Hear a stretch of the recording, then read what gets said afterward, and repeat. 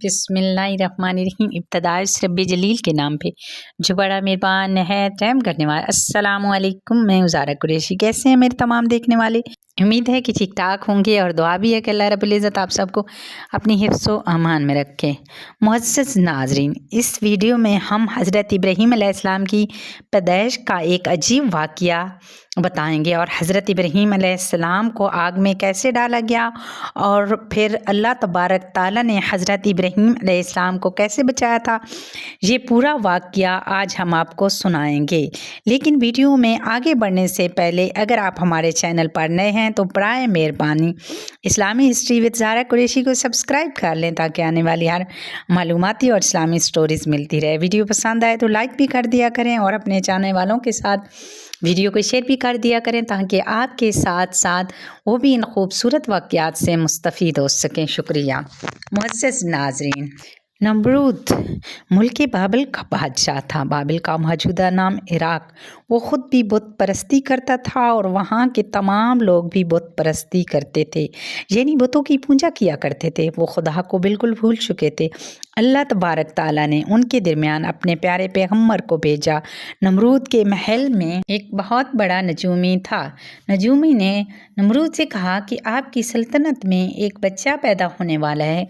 वो बुत परस्ती को ख़त्म कर देगा और लोगों को अपने दीन की तरफ दावत देगा, जिससे आपकी हुकूमत ख़त्म हो जाएगी। नमरूद घबरा कर गुस्से में बोला, औरत और मर्द को एक दूसरे से अलग कर दिया जाए ताकि ऐसा कोई बच्चा पैदा ही ना हो।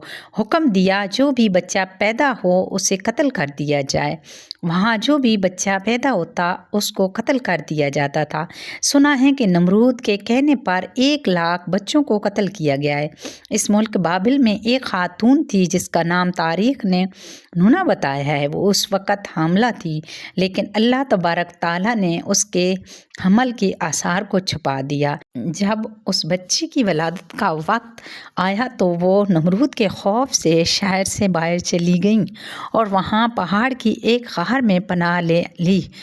उस ख़वातीन ने एक बच्चे को जन्म दिया। फिर अल्लाह तबारक ताला से दुआ की कि ए अल्लाह, मेरे प्यारे परवरदिगार, मैं अपने इस बच्चे को इस ग़ार में लेटा कर जा रही हूँ और तू ही इस बच्चे की रहनुमाई करना, मदद करना। ये दुआ करके बच्चे को बोसा देकर उस ग़ार को पत्थरों से बंद करके वापस शहर की तरफ लौट गई।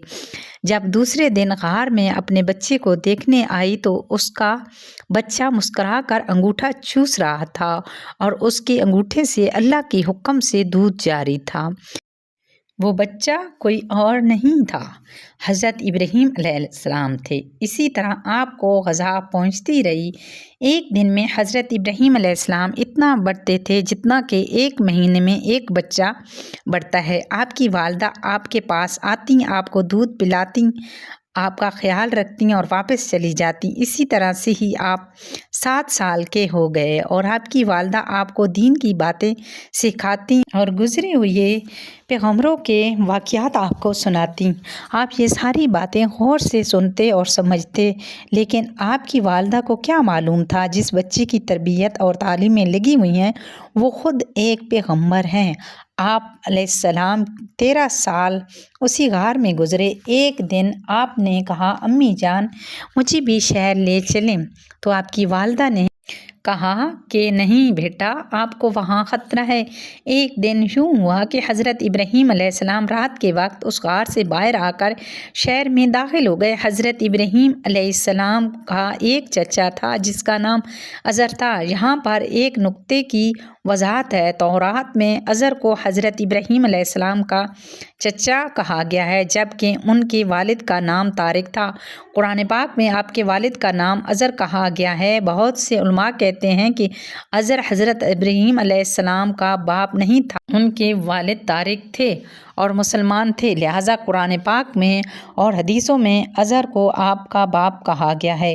वो मजाज के तौर पर है और अरबों में ये रवाज था कि चचा को बाप कहते हैं। या ये भी हो सकता है कि हज़रत इब्राहीम अलैहिस्सलाम के वालिद का इंतकाल हो गया हो और आपकी वालदा का चचा से निकाह हुआ हो। आपके चचा ने आपकी तरबियत की हो। अज़र मट्टी, लकड़ी और पत्थर के बुत बनाता। अज़र के बेटे भी थे, वो बुत फरोशी करते थे। उन बुतों को को बनाकर शहर में बेचा करते थे। उनका ये कारोबार बहुत दूर दूर तक फैला हुआ था।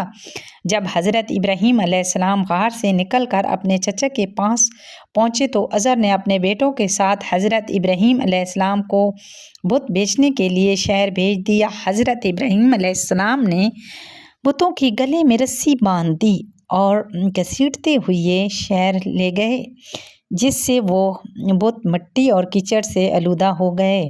और फिर चारों तरफ आवाज़ लगाई, ऐ लोगो, आओ मुझसे ये बुत खरीदो जो बेजान है, कोई नफ़ा और नुकसान नहीं पहुंचा सकते। बुतों के साथ आपका ये सलूक बुत परस्त लोगों के लिए बहुत ही तौहीन की बात थी। लोगों ने आपके चचा से शिकायत की और आपके चचा ने आपको समझाया कि इस तरह ना करो। फिर एक दिन हज़रत इब्राहीम अलैहिस्सलाम ने अपने चाचा से कहा कि ऐ चचा जान, आप बेजान बुत बनाते हैं जो ना ही किसी को नफ़ा देते हैं और ना ही किसी को नुकसान देते हैं। अज़र ने चौंक कर कहा, क्या तुम हमारे बुतों के ख़िलाफ़ हो? आइंदा ऐसी बातें न करना वरना तुम्हें सज़ा हो जाएगी।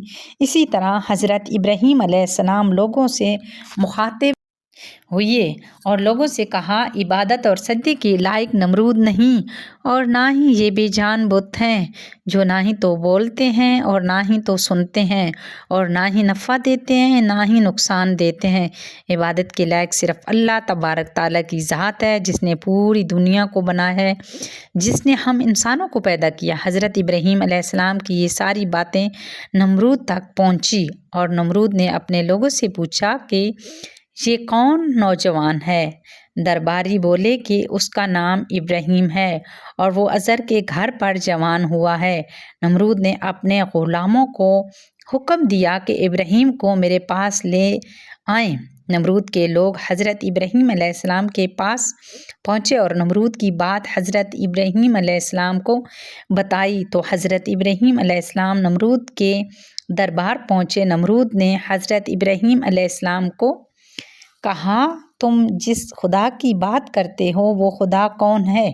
तो हज़रत इब्राहीम अलैहिस्सलाम ने फरमाया, मेरा खुदा वो है जो लोगों को ज़िंदगी और मौत देने की कुदरत रखता है।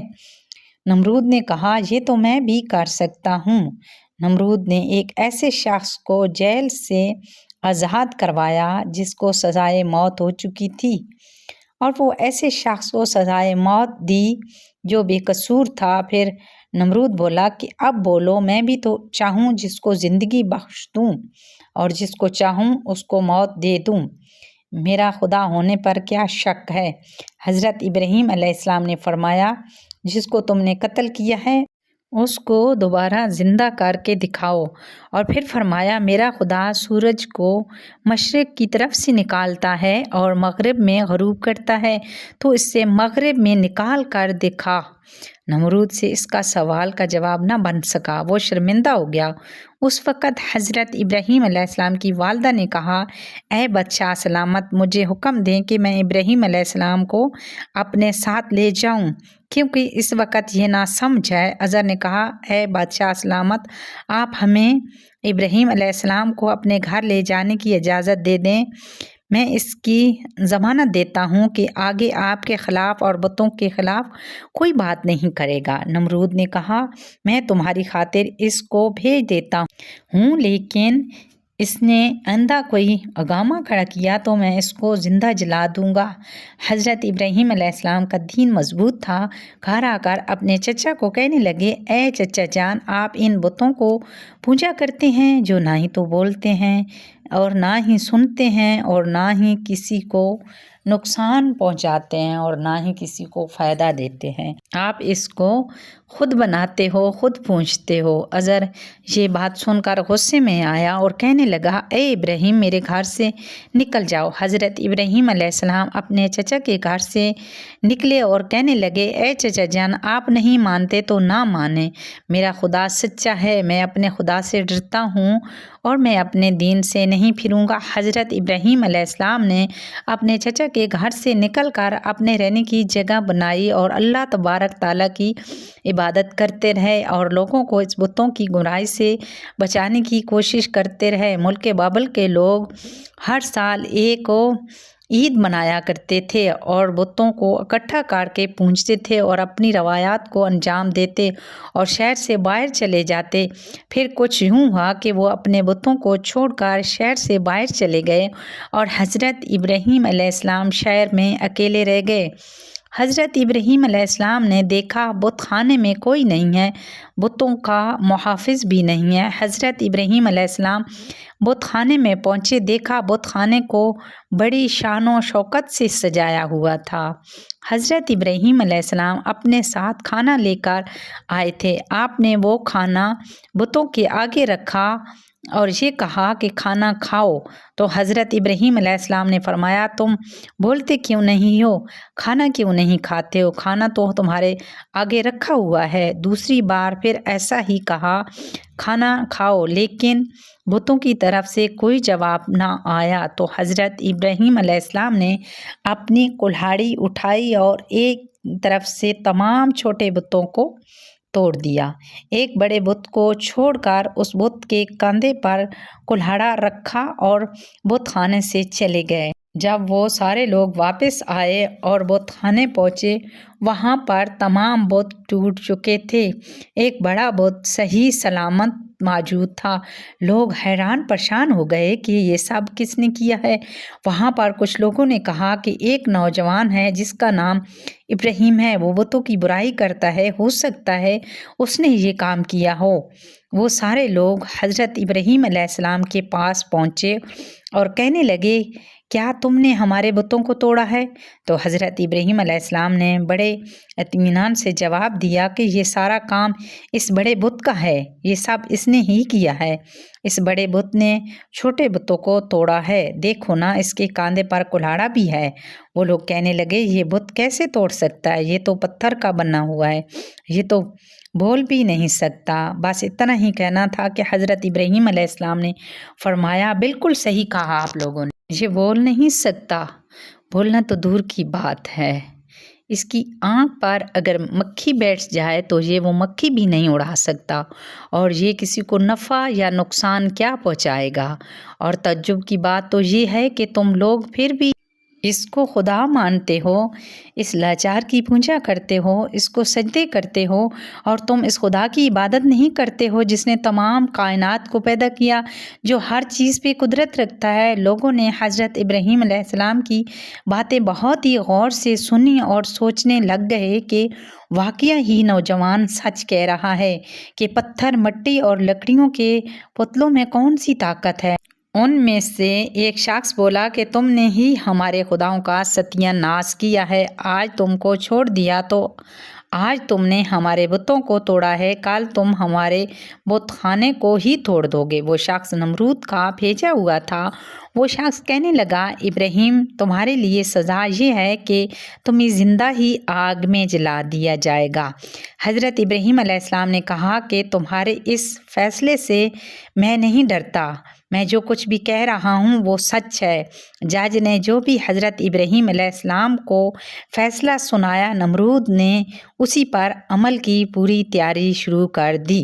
اس نے اپنے ارد گرد وہاں تمام لوگوں میں اعلان کروایا کہ جس نے ہمارے بتوں کو توڑا ہے اس شخص کو سزا دی جانی چاہیے، اس کی سزا کے لیے ایندھن اکٹھا کر لیں۔ اور ادھر بتوں کو پجاری نے بھی کہا کہ جو لوگ بھی ایندھن جمع کریں گے اس کی تمام خواہشیں ہم پوری کریں گے۔ لوگوں نے ایندھن کے لیے لکڑیوں کو اکٹھا کر کے ایک جگہ پر جوڑ کر بڑا سا ڈھیر بنا دیا اور اس کو آگ لگا دی۔ جب شعلے بھڑک اٹھے تو حضرت ابراہیم علیہ السلام کو قید خانے سے باہر لایا گیا۔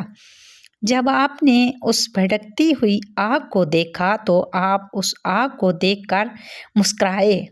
حضرت ابراہیم علیہ السلام نے اس مینار کو بھی دیکھا جو میدان سے کچھ دوری پر تعمیر کیا گیا تھا، جس میں ایک خوبصورت کمرہ تھا، جس کمرے میں نمرود کے ساتھ اس کے وزیر بشیر بیٹھتے تھے۔ کہا گیا ہے کہ یہ آگ اس قدر شدید تھی کہ اس کے اوپر سے اگر پرندہ گزر جاتا تو وہ بھی جل جاتا۔ حضرت ابراہیم علیہ السلام کو آگ کے پاس لایا گیا تو ان تمام لوگوں کے دل میں خیال آیا کہ اب حضرت ابراہیم علیہ السلام کو آگ میں کیسے پھینکا جائے۔ اس وقت بھی شیطان کام آیا، ان لوگوں کے دل میں منجنی کا تصور ڈالا۔ حضرت ابراہیم علیہ السلام کو منجنی کے ذریعے آگ میں پھینکا گیا۔ اس وقت زمین نے اللہ پاک سے کہا، اے پروردگار، مجھ پر سوائے ابراہیم کی عبادت کرنے والا کوئی نہیں ہے، کیا تو راضی ہے کہ تیرے اس بندے کو یہ جلا دیں؟ فرشتوں نے کہا، اے پیارے اللہ، زمین پر وہ واحد بندہ ہے جو تیری عبادت کرتا ہے، وہ لوگ اسے جلا دیں گے۔ تو اللہ تبارک تعالیٰ نے فرمایا، میرا یہ بندہ اگر مجھ سے مدد مانگے گا تو میں اس کی ضرور مدد کروں گا۔ اس وقت آپ نے فرمایا، حسبنا اللہ و نعم الوکیل۔ اس وقت حضرت جبرائیل علیہ السلام نے حضرت ابراہیم علیہ السلام سے ہوا میں ملاقات کی جب منجنیق سے جدا ہو چکے تھے۔ فرمایا، ابراہیم، کوئی حاجت مجھ سے؟ آپ نے فرمایا کہ تم سے میری حاجت نہیں ہے، عالموں کے پروردگار سے میری حاجت ضرور ہے۔ پھر خدا نے آگ کو وحی کی کہ سرد ہو جا، اور اس کے ساتھ ہی آگ سرد ہو گئی، اور وہاں حضرت جبرائیل علیہ السلام آپ کے ساتھ گفتگو میں مشغول ہو گئے۔ ان کے چاروں طرف گل کہا گیا ہے کہ جب آگ جل رہی تھی تو چھپکلی پھونک مار رہی تھی اور مینڈک اس پر پانی ڈال رہی تھی۔ خدا نے آگ کو وحی کی کہ سرد ہو جا، تو دنیا میں 3 دن تک گرمی نہیں رہی تھی، اور یوں اللہ تعالیٰ نے اپنے پیغمبر حضرت ابراہیم علیہ السلام کو اتنی بڑی آگ سے محفوظ رکھا۔ سبحان اللہ۔ یہ سارا معاملہ دیکھنے کے بعد نمرود نے حضرت ابراہیم علیہ السلام سے کہا کہ تعجب ہے، تمہارا اثر آگ پر بھی چلتا ہے؟ اس پر حضرت ابراہیم علیہ السلام نے جواب دیا کہ یہ سب میرے اللہ کی قدرت ہے۔ نمرود حضرت ابراہیم علیہ السلام کی اس عظمت کو اپنی آنکھوں سے دیکھ ہی چکا تھا، لیکن اس نے پھر بھی آپ کی باتوں کو تسلیم نہیں کیا۔ نمرود کو خوف ہوا کہ لوگ حضرت ابراہیم علیہ السلام پہ ایمان نہ لے آئیں۔ نمرود نے حضرت ابراہیم علیہ السلام کو شہر سے باہر جانے کا حکم دے دیا۔ حضرت ابراہیم علیہ السلام ان بے دین لوگوں کے ساتھ خود بھی رہنا نہیں چاہتے تھے۔ حضرت ابراہیم علیہ السلام نے اپنی بکریاں اکٹھی کیں، اور آپ کے ساتھ بہت سی بھیڑ اور کافی سامان بھی تھا، جس کو لے کر آپ شہر سے باہر نکلے۔ نمرود نے حکم دیا کہ آپ سے بھیڑ، بکریاں اور باقی سامان بھی لے لیا جائے۔ حضرت ابراہیم علیہ السلام نے فرمایا کہ اگر تم مجھ سے یہ سارا سامان، میری بھیڑ بکریاں لینا چاہتے ہو، میں نے جتنی اپنی عمر لگا کر یہ سب بنایا ہے، مجھے میری عمر واپس کر دو اور مجھ سے یہ لے لو۔ جب بات بڑھ گئی تو مقدمہ نمرود کے منصب کے پاس پہنچا۔ اس نے یہ ساری گفتگو سننے کے بعد فیصلہ حضرت ابراہیم علیہ السلام کے حق میں دے دیا۔ تب حضرت ابراہیم علیہ السلام اپنی بیوی سارہ اور بھتیجے لوط کو ہمراہ بابل چھوڑ کر چلے گئے۔ اس کے بعد حضرت ابراہیم علیہ السلام نے نمرود کو دین کی دعوت دی، لیکن اس نے کہا کہ میں تمہارے خدا سے جنگ کروں گا، اور اس نے ایک دن مقرر کیا۔ اس دن نمرود نے بے شمار لشکر لے کر میدان میں آیا۔ حضرت ابراہیم علیہ السلام تنہا اس کے مقابلے میں کھڑے ہوئے۔ وہاں پر اللہ تبارک تعالیٰ کے حکم سے اتنے مچھر ہوئے جس سے فساد طاری ہو گیا۔ وہ مچھر لشکر والوں پر حملہ آور ہوئے، ان کے ناک، منہ، کان میں گھس گئے، اور نمرود بھی رسوا اور شرمندہ ہو کر واپس آیا، لیکن پھر بھی ایمان نہیں لایا تھا۔ تو اللہ تبارک تعالیٰ نے ایک کمزور مچھر کو حکم دیا کہ مچھر اس کے دماغ میں گھس جائے اور اس کا دماغ کھا جائے۔ وہ اس قدر بے چین ہوا کہ اس نے کچھ لوگوں کو جمع کیا اور کہا کہ گاجر لے کر اس کے سر پر مارے، اس سے شاید اس کو کچھ سکون مل جائے۔ اسی حالت میں 40 سال گزر گئے، لیکن پھر بھی وہ ایمان نہیں لایا اور اسی حالت میں مر گیا۔ دعا ہے اللہ تبارک تعالیٰ ہم سب کو نیک راستے پر چلنے کی توفیق عطا فرمائے، گناہوں سے ہماری حفاظت فرمائے اور ہمارا خاتمہ ایمان پہ کرے۔ امید کرتی ہوں کہ آج کی ویڈیو پسند آئی ہوگی۔ اسی امید کے ساتھ اجازت چاہتی ہوں۔ انشاءاللہ بہت جلد ایک نئی سٹوری، ایک نئی ویڈیو، ایک نئے واقعات سے ملتے ہیں۔ اللہ حافظ۔